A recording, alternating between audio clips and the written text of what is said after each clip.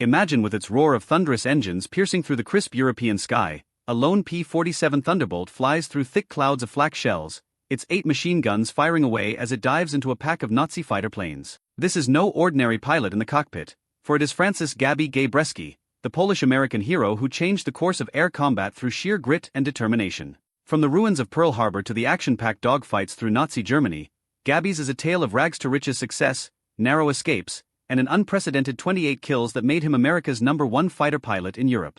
So sit back and buckle up as we take off into the world of legend and how Gabby single-handedly defeated the Luftwaffe one victory at a time. Are you addicted to stories of heroism and action as real as the sweat on a fighter pilot's brow? Then subscribe and let's take it further. What's your favorite World War II hero tale?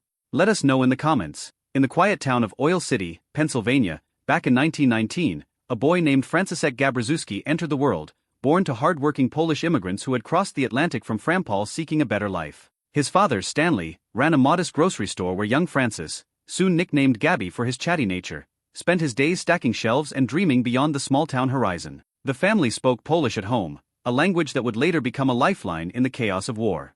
Gabby wasn't born with wings. In fact, his first brush with aviation came during his rocky freshman year at the University of Notre Dame in 1938. Struggling academically, he sought solace in the skies, taking lessons in a rickety Taylor Cub.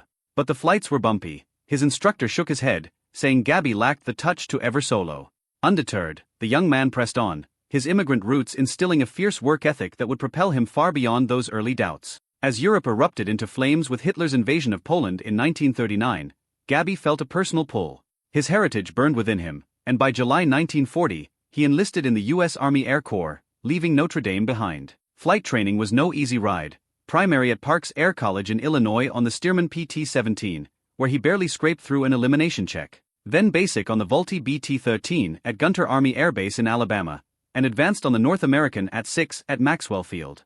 Earning his wings and a second lieutenant's commission in March 1941 felt like a miracle to the once doubted cadet. Assigned to the 45th Pursuit Squadron at Wheeler Army Airfield in Hawaii, he honed his skills on the Curtiss P-36 Hawk and P-40 Warhawk, falling in love along the way with Catherine K. Cochran, a local girl who became his anchor. But paradise shattered on December 7, 1941. The Japanese attack on Pearl Harbor caught Gabby and his squadron off guard. Alarms blared as bombs rained down, and Gabby scrambled to his P-36, heart pounding in his chest. Wheels up amid the smoke and chaos, he soared into the fray, scanning for enemy zeros, but the attackers had already vanished into the Pacific haze. No shots fired, yet the day seared into his soul, a baptism by fire that ignited an unquenchable thirst for combat. In the months that followed, as America mobilized, Gabby trained on newer P-40s and Bell P-39 Airacobras, his thoughts drifting to the European front where Polish pilots were holding the line against the Nazis. Yet little did Gabby know, his Polish roots were about to pull him straight into the storm of battle. Promoted to captain in September 1942, Gabby volunteered as a liaison to the Polish RAF squadrons, leveraging his fluency in the language. Approved and shipped to Washington, D.C., then across the Atlantic to England in October, he joined the 8th Fighter Command. But desk duty chafed, he yearned for action. By January 1943, he embedded with No. 315 Dublin Squadron at RAF Nordholt, strapping into the sleek Supermarine Spitfire Mark IX. These Polish aces, battle-hardened from the Blitz, taught him the raw truths of aerial warfare: stay calm under fire, anticipate the enemy's twist, and never fly alone. On February 3, his first real scrap, Focke-Wulf FW-190s swooped in like predators. Gabby's Spitfire danced through the melee, guns chattering, though he claimed no kills that day. Over 20 missions, he absorbed their wisdom, emerging steadier, sharper, ready. Transitioning to the American forces on February 27, 1943, Gabby reported to the 56th Fighter Group at RAF Halesworth, assigned to the 61st Fighter Squadron. The Republic P-47 Thunderbolt awaited, a beast of a plane, heavy with armor, 8.50 caliber guns, and a turbocharged engine that could outdive anything in the sky. But fitting in wasn't easy. His outspoken ways earned resentment, whispers of that Polish hotshot. Promoted to major in May and taking command of the 61st on June 9, leaping over seniors, only fueled the tension. Missions ramped up, escorting B-17 flying fortresses deep into enemy territory, where flak bloomed like deadly flowers and Messerschmitts prowled. His breakthrough came on August 24, 1943, near Dreux, France. Spotting an FW-190 below, Gabby dove like a hawk, tracers stitching the sky until the Nazi plane erupted in flames, his first confirmed kill. Wingmen griped about his impulsive charge, but the victory silenced doubters. More followed, each dogfight a blur of G-forces, sweat-stinging eyes, and the acrid smell of cordite. By November, the ace race heated up in the 8-fighter command. On the 26th, escorting bombers to Bremen, Gabby's flight plunged into a hornet's nest near Oldenburg. Bf 110 swarmed. He nailed 2, engines smoking as they spiraled down. That day, he became an ace with 4 kills total, earning the Distinguished Service Cross for leading his men into the fray despite overwhelming odds. And as the bullets whizzed perilously close, Gabby's resolve only hardened, setting the stage for even greater triumphs. But glory came with peril. On December 11, 1943, near Emden, a 20mm cannon shell slammed into his P-47's engine, shredding the turbocharger. Oil sprayed the canopy, the plane shuddering like a wounded animal. A pursuing Bf 109 raked his fuselage, but Gabby juked, dove low, and miraculously restarted the engine at treetop level, limping home on fumes. "I thought that was it," he later recalled according to his autobiography, the fear raw in his voice. Winter brought more intensity. By March 27, 1944, Gabby had 18 victories, 6 multiple-kill missions under his belt, ranking third among aces. He even recruited Polish pilots like Boleslaw Mike Gladek to bolster the squadron, forming a Polish flight in April amid pilot shortages. The group relocated to RAF Bachstedt that spring, and Gabby, now a lieutenant colonel, resumed command. Missions turned fiercer with D-Day looming.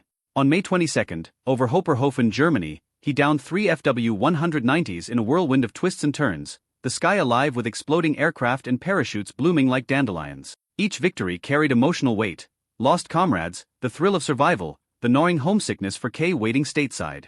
Meanwhile, the Luftwaffe weakened, but their desperation made every encounter a life-or-death gamble. As summer dawned, Gabby's tally climbed relentlessly.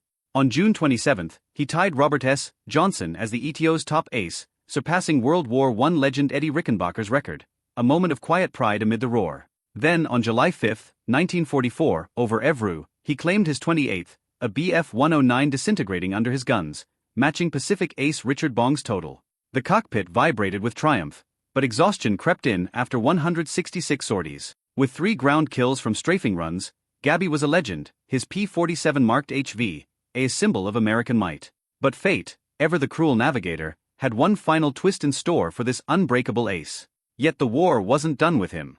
At his 300-hour combat limit, Gabby was slated for leave, back to Oil City for his wedding to Kay, the town buzzing with pride, even raising $2,000 as a gift. Just one more mission, he requested on July 20, 1944, heading to Russelsheim. Strafing Heinkel he 111s at Niedermendig Airfield, his propeller nicked the runway in a low pass, the plane belly flopping in a screech of metal. Ejecting from the wreck, Gabby dashed into nearby woods, heart racing, evading patrols for 5 grueling days, hunger gnawing, fear whispering defeat. Captured at last, he faced interrogation by the infamous Hans Scharf at Stalag Luftwaffe, where resilience turned to endurance in the cold barracks until liberation in 1945. Throughout it all, Gabby's story weaves threads of heritage, heroism, and humanity. From the boy who couldn't solo to the ace who crushed 28 Nazi fighters, his journey reminds us of the fragile line between glory and downfall. The skies over Europe bore witness to his unyielding spirit, a testament to what one man can achieve when driven by passion and purpose.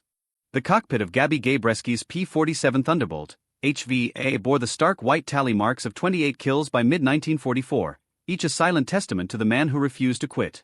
But behind those painted victories lay a deeper truth. Every dogfight was a razor-edge dance of life and death, where split-second decisions separated triumph from oblivion.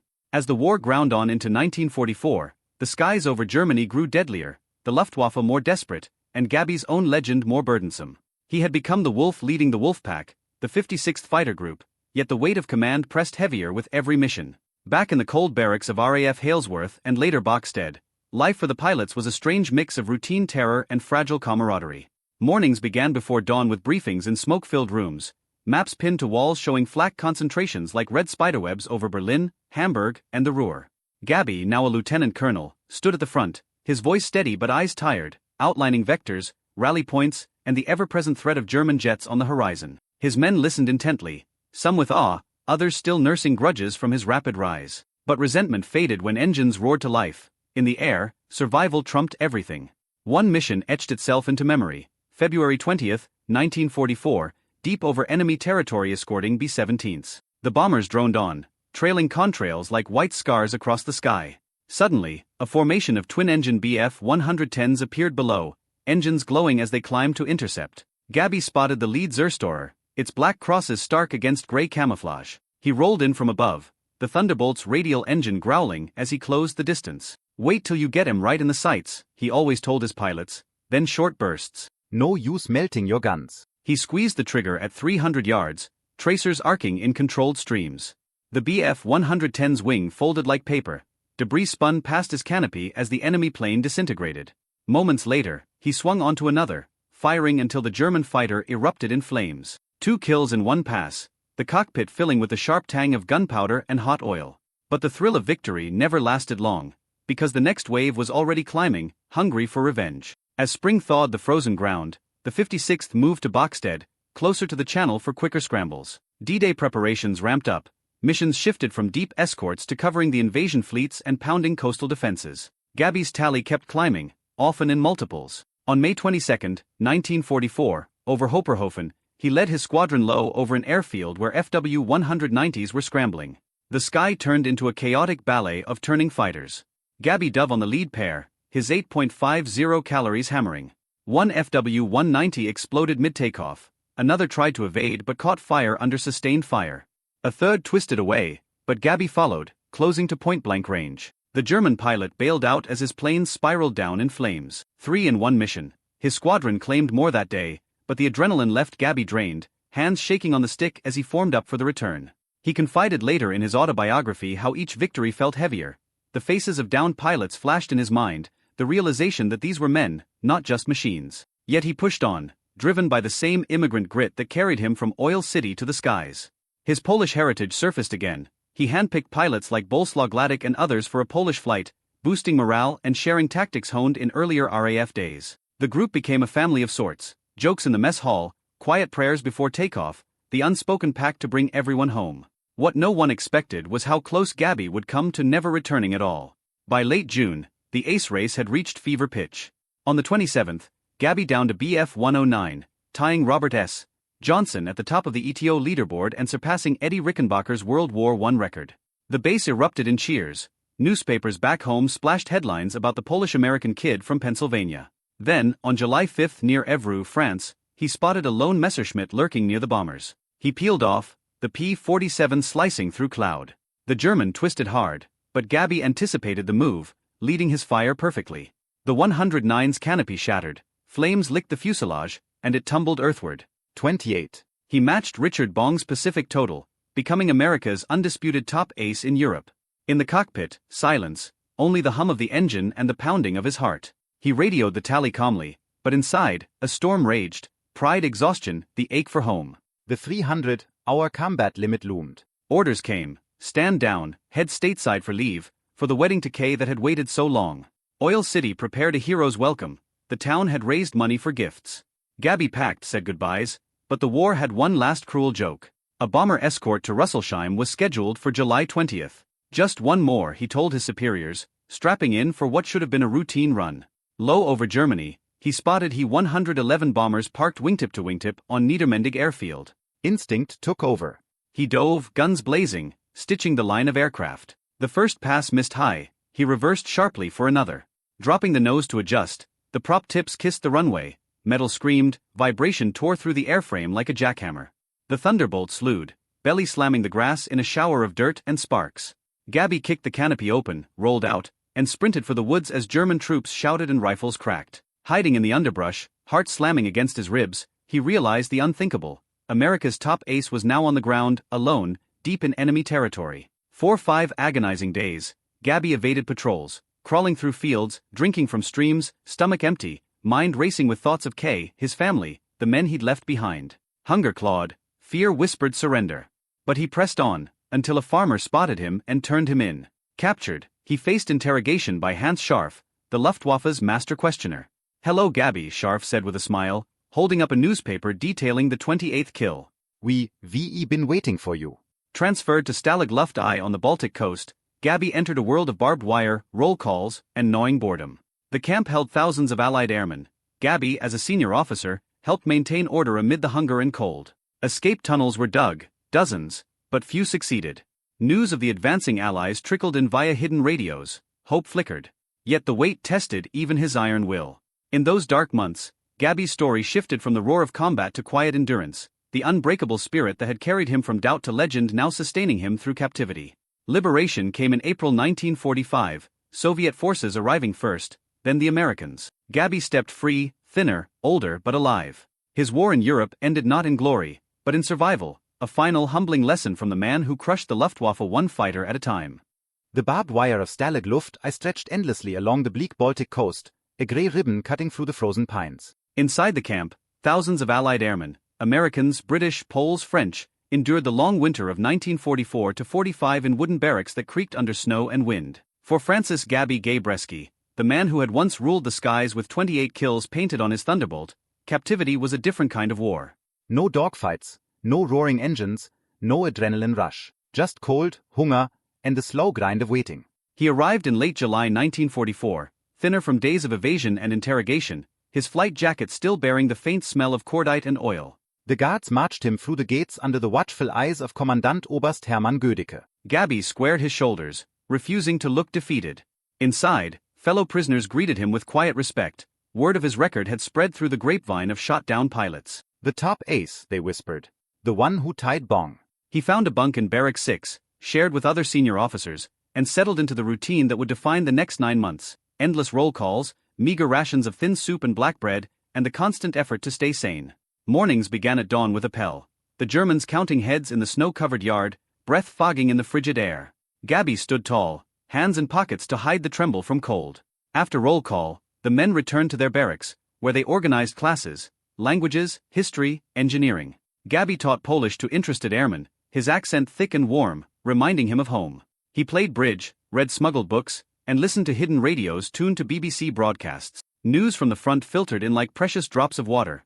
Allied advances, the Battle of the Bulge, the relentless bombing of German cities. Each report was a spark of hope, but also a reminder of how far away victory still felt. Yet even in captivity, the fire that had driven Gabby in the cockpit never fully dimmed. Escape attempts were constant. Tunnels were dug under the barracks floors, soil hidden in pant legs and scattered in the compound. Gabby helped where he could, standing watch, moving dirt, offering quiet encouragement. One tunnel, codenamed Tom, Dick and Harry in the British section, stretched nearly 100 meters toward the wire. But German dogs and probes foiled most efforts. A few men made it out, only to be recaptured or shot. Gabby never tried. As a high-profile prisoner, he knew the risks were too great. Instead, he focused on keeping morale alive. He organized games, told stories of his missions, and shared laughs over the absurdity of it all. "We flew over here to fight," he'd say with a wry grin, "and now we're stuck playing cards in a wooden box." The emotional toll was heavier than the physical. Letters from home arrived sporadically, Kay's handwriting a lifeline across the ocean. She wrote of their planned wedding, of waiting, of love that hadn't faded. Gabby read them again and again, folding them carefully. He missed her fiercely, missed the smell of Pennsylvania rain, the taste of his mother's pierogi. Nights were the worst, lying on the thin mattress, listening to the wind howl and distant artillery rumble, wondering if he'd ever see the sky from a cockpit again.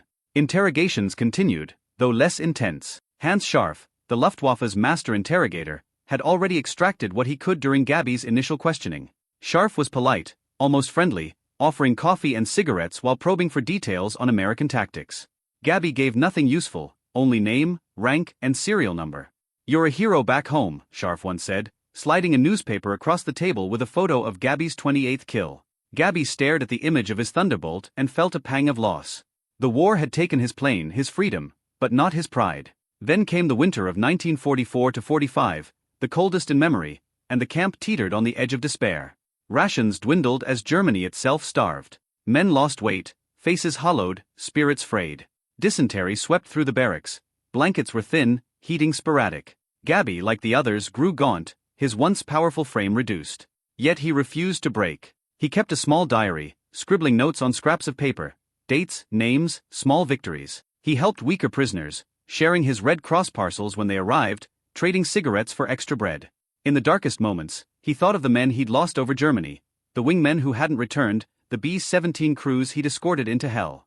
Their memory kept him going. By early 1945, the sound of artillery grew closer. The Red Army was advancing from the east, the Americans from the west. Tension mounted. The Germans grew nervous, guards doubled, searches intensified. Rumors swirled. The camp might be evacuated, marched deeper into Germany, or worse. Gabby and the senior officers organized quietly, stockpiling food, planning for chaos. Then, on April 30, 1945, the guards vanished. The camp gates stood open. Soviet troops rolled in on tanks and trucks, red flags snapping in the wind. The prisoners erupted in cheers, tears streaming down unshaven faces. Gabby stepped outside the wire for the first time in 9 months, breathing free air, feeling the sun on his face. Liberation was chaotic, Soviet soldiers handing out vodka and bread, medics tending the sick. A few days later, American forces arrived, and the 8th Air Force men were trucked to a nearby airfield, loaded onto C-47s and flown home. Gabby landed in France, then England, then finally the United States. He stepped off the plane in New York, still in his worn flight jacket, and was greeted by a swarm of reporters. Cameras flashed, questions flew. He smiled, tired but unbroken.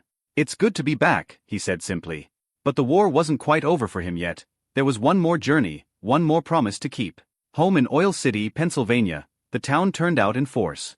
Banners hung across Main Street, "Welcome home, Gabby." Kay waited at the train station, eyes shining. They married soon after, in a simple ceremony filled with family and friends. The boy who had once been told he couldn't fly had become a legend, and now he was home. Yet even as peace settled, the memories lingered, the roar of engines, the flash of tracers, the faces of friends lost, the quiet strength that had carried him through captivity. Gabby Gabreski's war had ended, but his story, of courage, heritage and unbreakable will, would live on.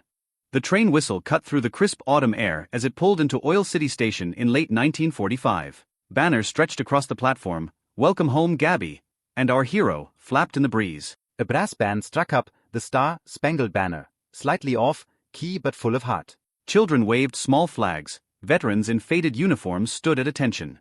And there, near the front of the crowd, stood Catherine K. Cochran, eyes bright, hands clasped tight to keep them from trembling. Gabby stepped down from the coach in his service dress uniform, still carrying the faint scent of aircraft dope and Stalag dust. He was thinner than she remembered, cheekbones sharper, but the same determined set to his jaw. The moment their eyes met, the crowd seemed to fade. He walked straight to her, took her face in both hands, and kissed her the way a man kisses someone he thought he might never see again. Cameras clicked, someone cheered. Neither of them noticed. That evening the town threw a reception at the high school gymnasium. Tables groaned under casseroles, pies and punch bowls. Mayor Harold McCracken read a proclamation. The local paper had already run a front-page spread, "Oil City Zone becomes America's top ace in Europe." Gabby spoke briefly, gruff, modest, deflecting praise to the men who hadn't come home. "I just did my job," he said, voice low. "The real heroes are the ones still over there, and the ones who didn't make it back." Later, alone with Kay on the porch of her parents' house, the night quiet except for crickets and distant traffic, he finally let the mask slip. He told her about the missions, the friends lost, the day the prop chewed the runway and the world flipped upside down. He told her about the woods near Niedermendig, the hunger, the moment he realized he might never get home. She listened without interrupting, her hand steady on his. When he finished she simply said, "You're here now. That's all that matters." They married a few weeks later in St. Joseph's Church, the same church where Gabby had been baptized. Kay wore white, Gabby wore his uniform. The reception was small, family, a few squadron mates who had made it stateside, Polish relatives who sang old songs in the old language. For the first time in years, Gabby allowed himself to feel the weight lift, just a little. But peace, he discovered, could be its own kind of battle. The Army Air Forces offered him a permanent commission and a desk job at Wright Field in Ohio, test pilot, staff officer, the kind of posting most men would have jumped at. Gabby turned it down. He wanted out. He wanted a life that didn't revolve around briefings, takeoffs, and casualty lists. In early 1946 he separated from active duty, returned to Pennsylvania, and took a job selling insurance for metropolitan life. It was steady work, respectable, boring in the best possible way. He and Kay bought a modest house on State Street. Children came, Francis Jr., Caitlin, Donald, Thomas. Sunday dinners with pierogi and kielbasa became tradition. On quiet evenings Gabby would sit on the back porch, smoke a pipe, and watch the sky turn colors he no longer had to fight through. Yet the war never really left him. He rarely spoke of combat, but certain sounds, the sudden bark of a lawnmower engine, the crack of fireworks on the 4th, would make him flinch, eyes darting skyward as if searching for bandits at 12 o'clock high. Nightmares came less often with time, but they came. Kay learned to wake him gently, to hold him until the shaking stopped. He never complained. "It's just part of the deal," he'd say. In 1947 the Air Force, newly independent, recalled him to active duty. Korea was heating up, experienced fighter pilots were in short supply. Gabby didn't hesitate. He trained on the new F-86 Saberjet, traded the heavy, radial engine Thunderbolt for swept wings and afterburner. By 1951 he was commanding the 4th Fighter Interceptor Wing at Kimpo Air Base, South Korea. The mission was different. MiG-15 streaking across the Yalu River, jet versus jet combat at speeds and altitudes no one had imagined in 1944. Gabby adapted quickly. On April 1, 1951, he scored his first jet kill, a silver MiG that tried to bounce his flight and paid the price. More followed. By the end of his tour he had added 6.5 more victories, bringing his total to 34.5 across 2 wars, still the highest of any American pilot in the jet age at that point. He returned from Korea a colonel, quieter than before, more reflective. The family had grown. The children barely recognized the man in the flight suit who walked through the door. Yet he stayed in the service. Promotion followed promotion. He commanded wings, served in staff jobs, became a mentor to younger pilots who had only read about the war he had fought. And then, in 1967, the telephone rang with news that would pull him back into the fire one last time. Vietnam had escalated. The Air Force needed experienced leaders. At 51 years old, Gabby Gabreski, now a full colonel, was offered command of the 56th Tactical Fighter Wing at Nakhon Phanom Royal Thai Air Force Base, the same numerical designation as his old Wolfpack group. The irony wasn't lost on him. He accepted. In Southeast Asia he flew the F-102 Delta Dagger on training missions and the occasional combat sortie, though his primary role was command. He insisted on leading from the front, flying with his squadrons, sharing their risks. Younger pilots marveled at the old ace who could still read the sky like a book. He never sought headlines, he simply did the job. When his tour ended in 1968 he finally retired, closing a career that had spanned 3 wars, 3 generations of fighters, and 34.5 aerial victories. Back in civilian life he settled in Long Island, New York, taking a position as vice president of sales for Grumman Aircraft. He lectured at air shows, spoke at schools, wrote his autobiography Gabby, A Fighter Pilot's Life with the help of Larry F. Davis and Larry Davis. In it he remained characteristically understated. No chest thumping, no score settling, just the plain truth of what it had cost, and what it had given. Gabby lived long enough to see the Berlin Wall fall, to watch his grandchildren play, to attend reunions where old pilots swapped stories and laughed about near misses. He passed away quietly on January 31, 2002, at age 83, surrounded by family. Kay had gone before him in 1992, the children carried on the name. At Arlington National Cemetery, under a simple headstone, lies Col. Francis Stanley Gabby Gabreski, USAF, Red. Son of Polish immigrants, the boy who couldn't solo, the ace who never quit, the husband who came home, the father who stayed. His 28 kills over Europe remain the benchmark. But more than numbers, it was the man behind them, stubborn, loyal, human. A reminder that even in the most savage of wars, one person's courage can light the darkest sky. And somewhere, high above Pennsylvania or Long Island or the Baltic coast, the contrails still trace the same invisible paths he once flew, paths of duty, survival, and a stubborn refusal to surrender. The story of Gabby Gabreski doesn't end with retirement, medals, or even the quiet years on Long Island. It lives on in the men he trained, the pilots who read his name on squadron walls, the kids who still ask their grandfathers, who was the best, when the conversation turns to World War II aces. His 28 aerial victories over Europe, plus the 6.5 MiGs in Korea, remain the highest combat score of any American pilot in the jet age up to that point, and the undisputed record for the European theater of operations. Numbers like that don't fade. But numbers never tell the full story. In the decades after Vietnam, Gabby became something rarer than an ace, a living bridge between eras. He flew fabric-covered biplanes in training, radial-engine Thunderbolts in combat, swept-wing Sabres against MiGs, and delta-winged interceptors over Southeast Asia. 3 wars. 3 generations of fighter aircraft. One man who refused to stop learning how to fly them. He spoke at air museums at Oshkosh, at the Smithsonian.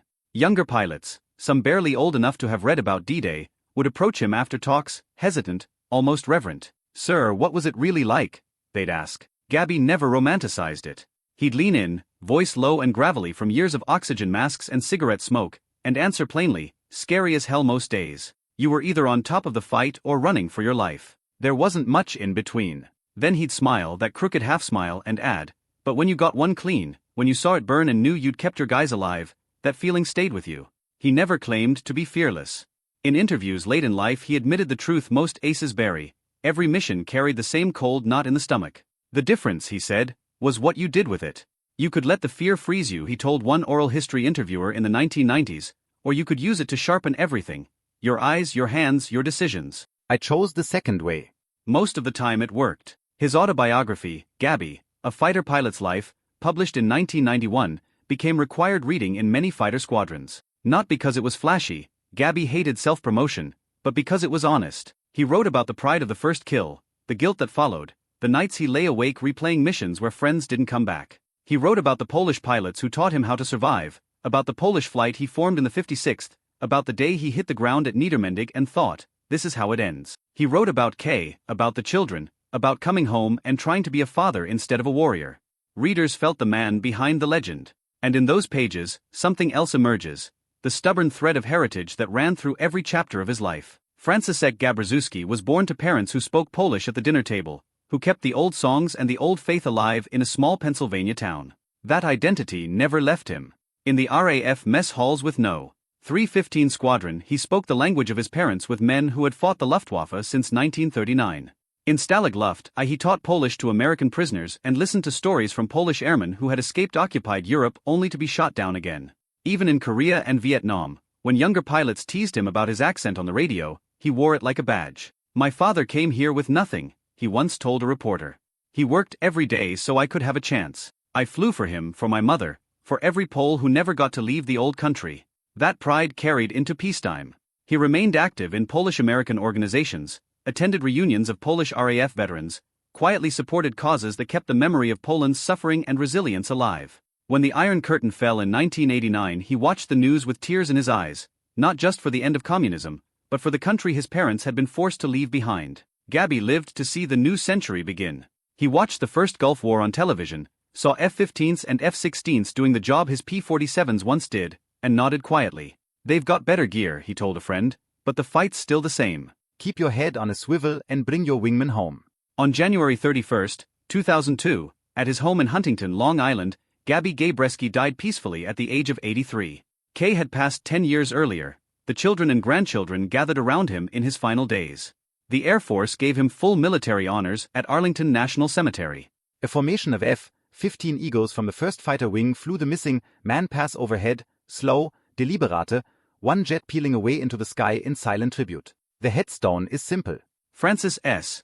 Gabreski, Colonel, U.S. Air Force, World War II, Korea, Vietnam, January 28, 1919 to January 31, 2002. No long epitaph. No list of 34.5 victories. Just the name, the rank, the wars, and the dates that bookend a life lived at full throttle. Yet if you stand there on a quiet afternoon, watching the contrails of training flights arc overhead, you can almost hear it again, the deep growl of a Pratt & Whitney R2800, the chatter of 8.50 calibers, the sudden silence after a kill. And somewhere in that sound is the echo of a boy from Oil City who was told he'd never solo, who proved the world wrong 28 times in the most unforgiving arena of all. Today, ask any serious student of air warfare who was America's greatest ace in the European theater, and the answer is still the same, Gabby Gabreski. Not because he scored the most in every theater. Dick Bong holds that overall record, but because he did it in the crucible of the 8th Air Force, against a Luftwaffe at the height of its power, flying a plane that was never meant to be a pure dogfighter, and doing it with a consistency and leadership few others matched. More than that, though, he was a man who carried his scars, his heritage, his love for his family and his country without ever letting them harden into bitterness. He flew, he fought, he survived, he came home, he raised a family, he mentored the next generation, and he never forgot where he came from. That is the real tally. And if you ever find yourself standing beside a P-47 Thunderbolt in a museum, paint chipped, gun port still dark, look at the name painted below the canopy, HVA.